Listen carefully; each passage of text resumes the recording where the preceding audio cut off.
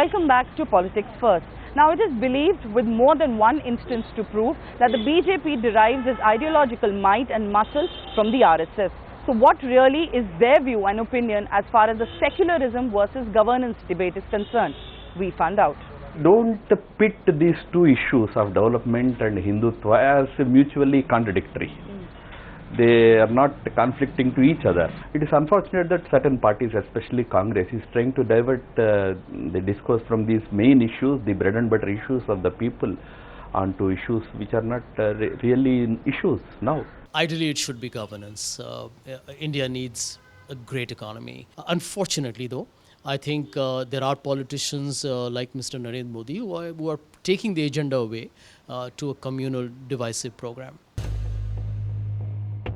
Often complimented within his party for sharp planning, Modi's statements and analogies are being now seen as nothing but a result of yet another extensive planning.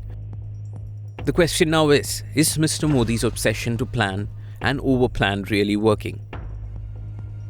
And does he not believe in the serendipity of Indian politics? The possibility of desirable results happening by accident. There is a referendum on Mr. Modi. Like a man who votes for a DMK candidate in Tamil Nadu, what reference does this DMK MP have to Mr. Manmohan Singh? But today when we talk about Mr. Narendra Modi, even a fisherman on the coast of Kerala knows this man and wants to associate himself on the issue of governance, on the issue of changing the government at the center. So this is a great thing which is happening. Mr. Modi for a long time bamboozled this country on his development success. And he kept talking about this Gujarat model. What's the Gujarat model?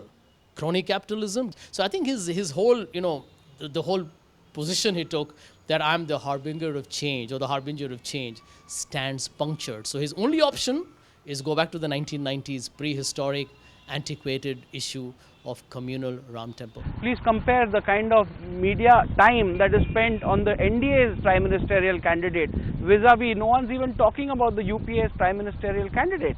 And the sure fact remains that the people of this country are quite sure, including the media, that the next prime minister will be given by the NDA. And that's why everyone seems to be spending more time on this issue. These phases come in every country and every nation faces this sort of situation. If the entire politics is centralized in one person and personality, that is not good for the country, that is not good for the politics itself. I don't know who will gain, but the Indian masses will lose in both the cases. We are facing very grave situation on economic front. Thanks to Mr. Modi, that the battle would not be fought on these fronts. The loudest of Modi supporters has been a one-man party.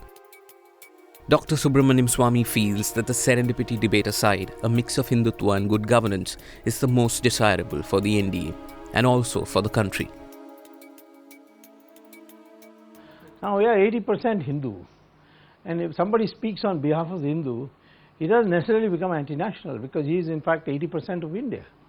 The more Congress uses secularism, in both myself and Mr. Modi must be laughing to ourselves because they are polarizing the Hindus. So that's the issue. Now my opinion is governance, corruption, these are going to be very important issues. So I think the issues will be these three. Narendra Modi brings in analogies such as the kutte ke bacha remark or probably the veil of secularism, the burqa of secularism. Do you think that this is basically a well thought out strategy? I don't think he is doing this deliberately to provoke. I think it's more Congress wants to take every comment of his and put it in the mold of secularism versus communalism. And so, they take advantage. He's not a convent educated man, so he doesn't speak in the English which people in the Delhi cocktail circuits are used to. And what is politically correct thing to speak on. He speaks it very frankly, and these are language which the ordinary masses of India understand. Yes. Don't you think there has been a sudden shift of goalposts in the BJP? There was a disappointment amongst the workers that during the 6 years of rule, some of the agenda items which are easy to do were not done. I mean, the BJP was concerned about expanding its thing. In the process, it got the worst of both worlds. It didn't get any additions, and it lost the fiery support of its hardcore adherents. So I think this debate shifting is natural. If he's only going to talk about development, then he's like everybody else. Somebody says I do development, somebody says I do it. There's no difference. There must be a difference. And one of the constituents of NDA leader told me that he must speak here and there about Hindutva. With less than a year to go for the general elections and an unfavourable mood on governance, does the UPA score a one-up on secularism debate? Just who stands a greater chance if the discourse changed from governance to secularism? Congress is now pitched on communal lines. It's talking about communalism, and always, because it has nothing to portray, it has nothing to display. It's lost on all fronts. Well, but the fact is that ever since Mr. Modi assumed the poll panel charge, which I call as the polarization panel charge, Nitish Kumar left within a week. The NDA has become, well, as of now, a notional democratic alliance. And thirdly, if you heard the Shiv Sena, they're having second, third, fourth thoughts on whether Mr. Modi should be leading the NDA at all. People of this country are very concerned about key issues such as corruption, key issues such as depleting financial condition, economic status of the country. They're fed up with these issues and they'll act upon this, and I'm quite sure that in time to come, if not earlier than 2014, people will keep these things in mind and definitely vote in the NDA government. By the virtue of projecting Mr. Modi, they have already given a lot of nectar to Congress.